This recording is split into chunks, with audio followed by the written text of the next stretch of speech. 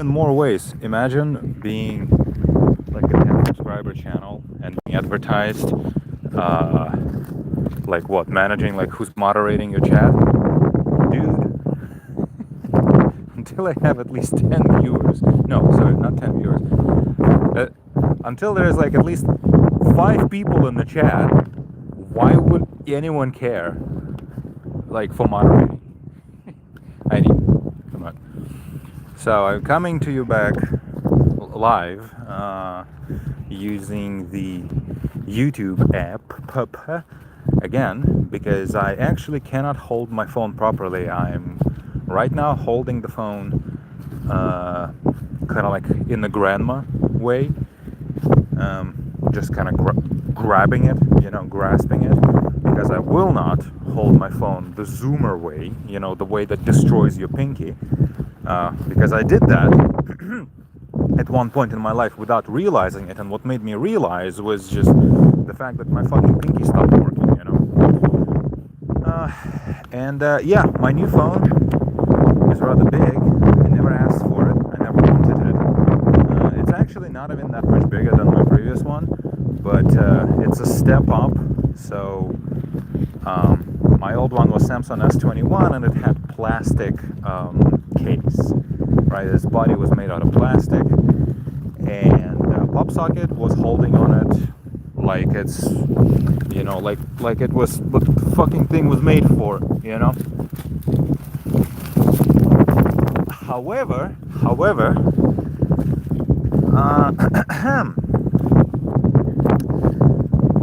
this is S25 Plus, and it's made out of metal, aluminum, whatever. Pop socket will not stick to it. By itself, it barely sticks at all. I tried putting it on an actual glue. Nope, that thing came off after like a day and a half. It did hold a little bit for a little while, and then it came off again. And yeah, well, just I cannot hold this phone. This phone just literally does not work for me. I dropped it a bunch of times because of that. So, like the cheapest MagSafe case for this phone on Amazon is like $50, and then a MagSafe pop socket is another 25 instead of 10 for a normal. So yeah, not spending this. Sorry, right there.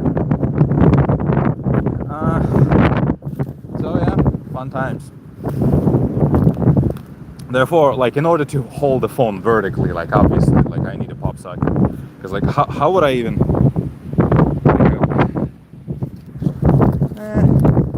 I suppose I could do it kind of like this, but, yeah, it would be a bit straining. Anyway. Doesn't matter. So, it's really windy, so I have no idea how exposed the microphones are on this thing. I don't think I've ever... Yeah, I think I've been live from this thing once, and I realized that with my new carrier, I only get reception in this wooden area. Test.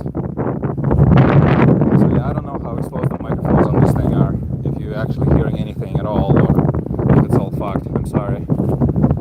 Actually, well, yeah, I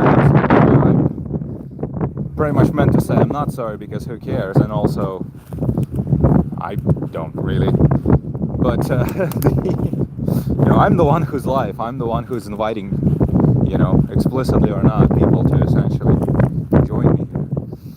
So yeah, I do apologize if I'm doing something that's actually yeah. So I know I kind of like basically said, hey, I'm just gonna start going live from my room then, since I no longer have reception on our walking trail. So that's nice. I immediately, I was already actually at that point working on something that pretty much required computer power. So I could probably talk and do my latest, project at the same time. Yeah, it was requiring both the internet actually access, which I don't know how necessarily limited it was because we switched to a different system right now. There's a mesh system in the house, which does not run quite as fast, but it actually covers a few corners of the house where people do live, where the reception was like absolute fucking zero. Or it was like, it is so stupid. I used to live like my share house where I used to live in Japan. It was a little bit before like Wi-Fi, like all these Wi-Fi devices, all the Wi-Fi systems became like super widely available and relatively cheap. Like these days, if you move into a pretty big place and all they have is just like a router somewhere in the far corner of like the fucking basement, so that hardly anyone except for the living room actually like gets access to Wi-Fi. Like you're living way behind the times. But back in the day, it was a bit of a normal thing. And yeah, man, like fuck. It was one router. Basically, yeah, in the middle of the house. And then whether people living upstairs, whether they have Wi-Fi or not, it was literally depending on the day. Sometimes the router would send a little bit of signal upstairs. Others, it wouldn't send anything at all. So yeah, the raw speed of our router is basically a gigabit. But with the mesh system, it's like maybe you can get like 2/3 of it on the first node. Additional nodes get like maybe half. So not super optimal, but there's one in the house that used to have basically no Wi-Fi reception for the desktop. I mean, yeah, the desktop probably has a really shitty Wi-Fi receiver, but it's fucking ridiculous because like there's just no Wi-Fi in that room. It just make any sense.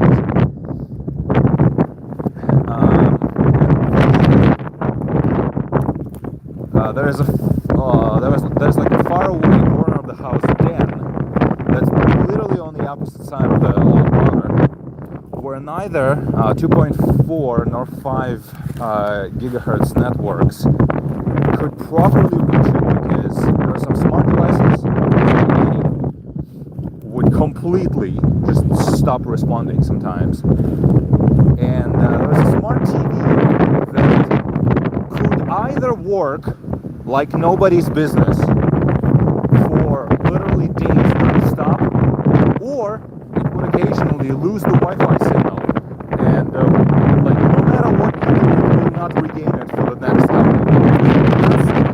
That's what we used to have. So we switched. So I'm not showing you anything. I'm standing against the window so I can actually talk. So we switched, yeah, to this like mesh system.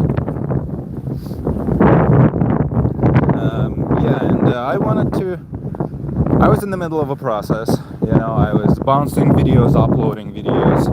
I mean, just take a look at my channel, both shorts and the video section, but especially shorts. So you can see what I've been, time, okay. You can see what I've been busy with, right? Like bouncing and uploading, and obviously that's both CPU intensive, and does require a little bit of bandwidth. So I couldn't really stream and do it at the same time because shit would just either be choppy. So examining poop, we were literally diarrheaing blood the other day. So Ainimun is now on a diet with a terrible diet of rice and chicken. Oh my god. No fucking dog in this house does so well. This terrible hospital diet. Oh my god, oh poor dog. Well, anyway, so I did that one test stream, right? And then guys, for the next couple of weeks, that was still what I was doing. Just look at the amount of garbage I've produced. The shorts and stuff. And funny thing, by the way, I think I did not. I think I forgot to respond to a couple of those comments. I think I forgot to reply to a few of them. But yeah, I've actually been getting a little bit of feedback on my shorts, which is funny because it proves yet again that if only I was in a privileged position where I actually had access to an audience, I could have done what I do professionally and not be this just like miserable husk of a person who was literally denied every single opportunity in life to do anything even remotely meaningful.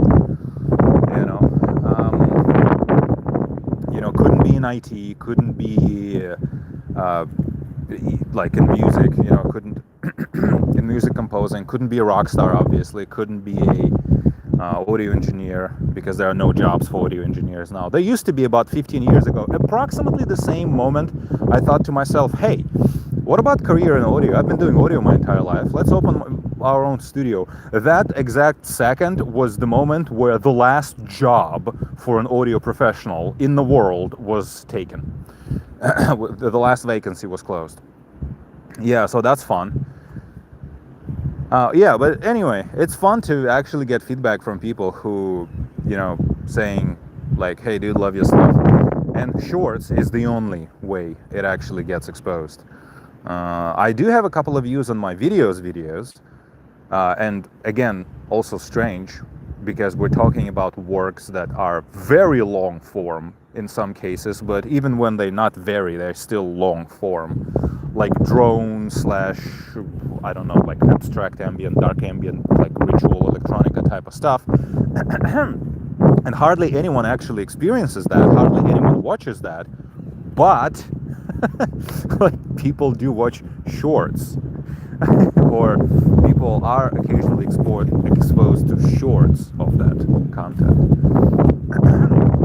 But anyway, like fuck it, I'm grateful. I hope some of those people later checked out the full, performances, or even if it's not, if those people are perfectly content, or they were perfectly satisfied, they got everything they wanted, and they're happy with it out of those shorts, then guys, like I'm happy for the 3 minutes of your attention. Like I'll take the 3 minutes of your attention. All my life I've been asking for nothing but 3, and the fact that I do shit long form now doesn't mean I should, abandon my gratitude for just getting like a normal size song worth of attention from you guys. Yeah. So what was I talking about? I don't remember. Yeah, so I'm doing a bunch of stuff. Oh, some of the feedback, by the way, was like super confusing. People were like, I'm not sure like, is that like a British thing, or I don't know, like New Zealandian thing, Australian thing, Canadian thing? I don't know. Like, why do people say congrats after complimenting me on my music? Why do people say, hey, I loved your music, congrats? Like, congrats on what? Congrats on having you as a fan? That's a really strange thing to say congratulations, to somebody about. Like, I've never done that in my life. I hardly ever seen, people do. Congrats on, like, releasing a piece of content? Well, dude, that's what I do. Like, don't congratulate me on a piece of content. Congratulate me if it goes fucking platinum, Like, I don't know. Strange. Anyway, congratulations for surviving long enough, in this fucked up clown world, to, see yourself releasing another piece of content. Maybe that does make sense, because it is a bit of achievement that I am still here doing things and have not, retired myself, if you will. But yeah, whatever. Like, I mean, no matter how it's phrased or whatever, I'm glad people are watching. Okay, even if those are bots, because hey, I like bots too. We're all bots. I doubt there's that many like live people on the internet to begin with. You all kind of sound and look like bots, and I might be one myself because I hardly believe in anything like being real or existing at this point. And yeah, I'll take bots because I don't think there's that many live people to begin with. So I'll be grateful for bots as well. Anyway, so my stuff is out. Aini, could you come here for a second? Because I cannot go there. We will lose reception and the whole thing will have to be closed. So let's wrap it up real quick, okay? So I did the test run and turned out that actually, I don't know, I don't think my CPU can handle doing what I'm doing and streaming at the same time. And then, I don't know, guys, my host family decided to fucking conspire against me and just make my life absolutely fucking miserable. And I was honestly not particularly in the mood to talk about anything, talk about games or didn't really have that many things to report. I kind of brute forced myself, through existence to finish a whole build of Cloudum, the excess build, as I call it. It should be completable. I mean, maybe it is, maybe it isn't. I did test it a little bit, and I did run. I did runtime, it many times to make sure things I'm doing actually work. So it's quite possible. It's quite possible that things are working. It's quite possible that it's completable. Maybe you can glitch your way into completing it, even if something glitches out and doesn't work. But one way or the other, there's a pretty big presentation. I did a pitch deck, send it out to a few places again, which is pointless, of course, because you don't send out pitch decks cold. You don't pitch cold anything to anyone, ever. I don't know when it worked last time, but since about 10 years ago, you don't just cold contact people. You don't cold, apply to jobs. You don't cold pitch, books or video games. Never works. Those pipelines do not exist. It's just a legacy approach to things, for I don't know, purely inertia reasons. So yeah, there's a whole new build of Cloudum. If you've been subscribed to my YouTube channel, you've basically seen everything more or less that is on my latest LP. If somehow you don't watch this channel but you see this thing live, everything I've been uploading for the past month or even over a month actually, my god, 2 months, is finally out on Spotify and other legacy streaming services. It's also on Bandcamp at the same time. It could have been 2 weeks ago out on Bandcamp, but I decided to time everything so that it happens on the same day. And it's on Patreon, Bandcamp, and on legacy streaming services, DSPs as they call it, digital streaming platform. It's the Zenjaku drone, Tandeki drone, Live 13, all of that stuff, and one little bonus track of the 2 live short live tracks I had that weren't on the previous singles, where I had a shit ton of bonus tracks. Remember, Surrender Depth and Measurable Illusion had a bunch of bonus tracks, right? I think Measurable Illusion had a bunch of my Void shorts, right? And I think Surrender Depth had all the live tracks, or maybe it was the other way around, doesn't matter. Anyway, so there were a couple more tracks. There was Live 12, that little short one that I did with Korg, Minilogue, and one of the Roland Boutique ones. I don't remember. I think it was GUG, or was it JX? I think it was JX. Anyway, one of the Roland Boutiques we eventually ended up getting from the library. I ended up checking out 2. At that point I had 1, and I had only that one and Korg Minilogue, and I did that little short synthesizer, 1 minute long kind of riff. I don't know if you remember. It's on my YouTube channel, and obviously that was never part of the Surrender Depth release or Measurable Illusion, whatever. And there were also two more live tracks. I think it was live one that I never released because I ended up recording it in a pretty poor quality. I actually ended up recording it with a skipping sample rate, I believe, because one of my audio cards that were tied together into one interface, one virtual interface. One of my audio cards was literally outputting at the wrong. I think it wasn't clocked right, or it was outputting at sample rate, so it was skipping. It was clicking. There was a it was artifacting on that recording. So yeah, whatever. I ended up doing that stuff. I ended up doing, and there was one more track. I don't remember where it was. I think it was. What was it? Live 9. Literally, the track on the LP is called Live 0912 or something. Oh, Live 1012. Yeah, it was Live 12. Live 12 I never released. Also, because it just, I don't know. It was tonally didn't really work super well for me. For that specific release, and yeah, I put it with the latest LP. So everything you've seen on my YouTube channel in the last 2 months, pretty much, is finally out on Legacy Streaming and Bandcamp and Patreon. There is also a whole new playable build of Cloudum. It's not on Steam. Steam is just for the prototype now, because in order to make that prototype page and turn it into a just normal Cloudum page, obviously I would have to redo the entire iconography of it, all the logos, all the everything, and Steam will not take my Cloudum logos. Steam believes that they are too unreadable, which is ridiculous, because have Steam fucking people, have people at Valve, at Valve Steamworks, have they ever seen a logo of a black metal band?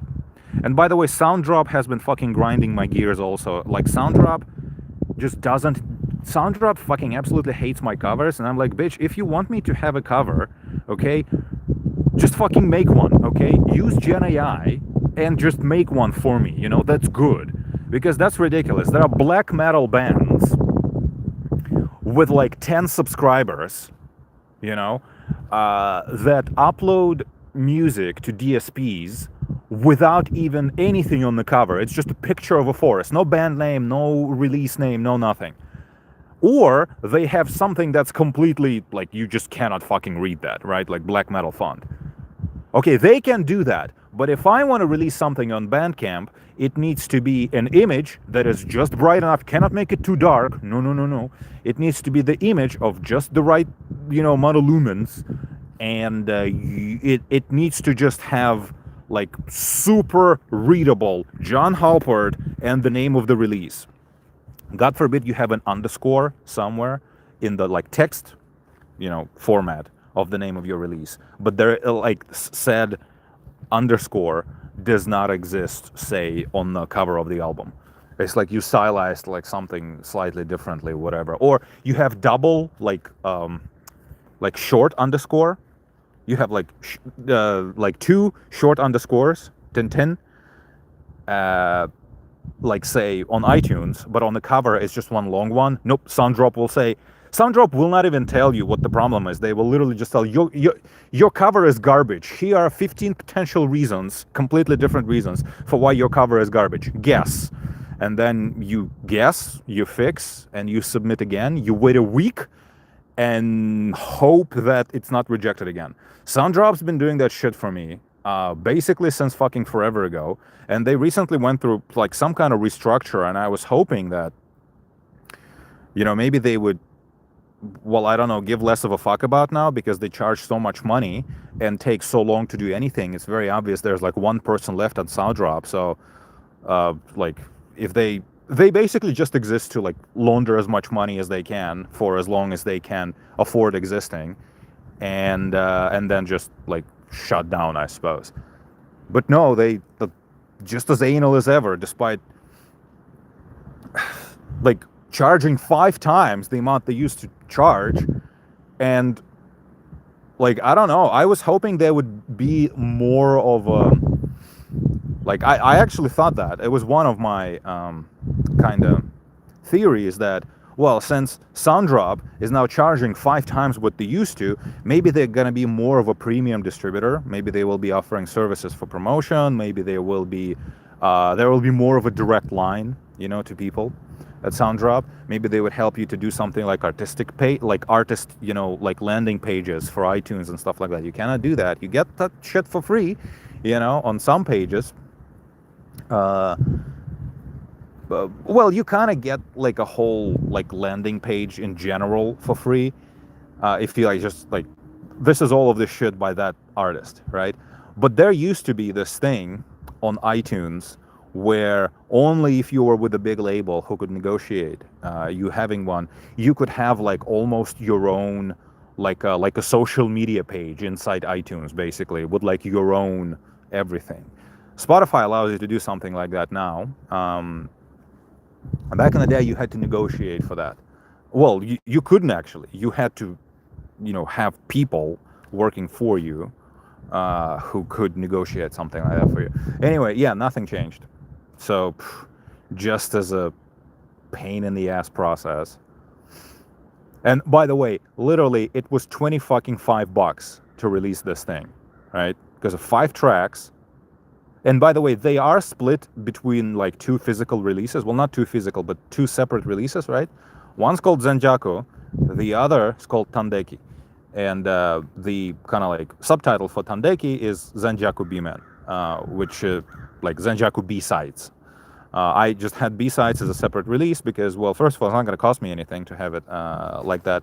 And second, I think it just adds focus to the main track, because as the main track ends, you're supposed to be left in silence. You know, like a synth poppy groove is not supposed to be the first thing you hear as soon as like Zenjaku Drone stops playing. So that's the idea, right? But yeah, it's the same release. So both like the releases that came out, whatever, last. Well, both of two of the final, right, releases, it's the same thing. I cannot give him a cuddle. If I take 2 steps forward, I will lose the connection to my carrier. Come on, shoot. No? Well, okay. He wants to go. I'm a little bit cold. It's not that cold, but whatever. I will, yeah. Zenjak stuff is out. Cloudum is out. Not really that many things to report other than that. I'll probably make like a Patreon post about it or something. But yeah, other than that,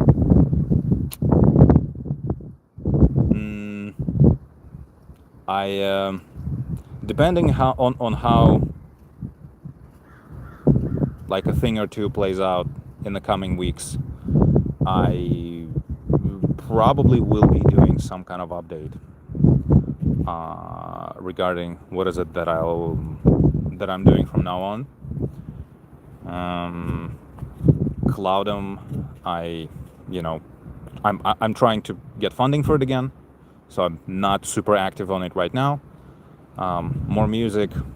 I know exactly what I want to do with music, but I'm not actively working on anything musical at this moment. And Across Zero, yeah, absolutely. I am working on Book 2 and Beyond. I've actually been doing a lot of work on Book 2 and Beyond, especially in the last 2 weeks, I would say. Yeah, the properly, like quote unquote, properly elevated the rest of Book 1 is in the making.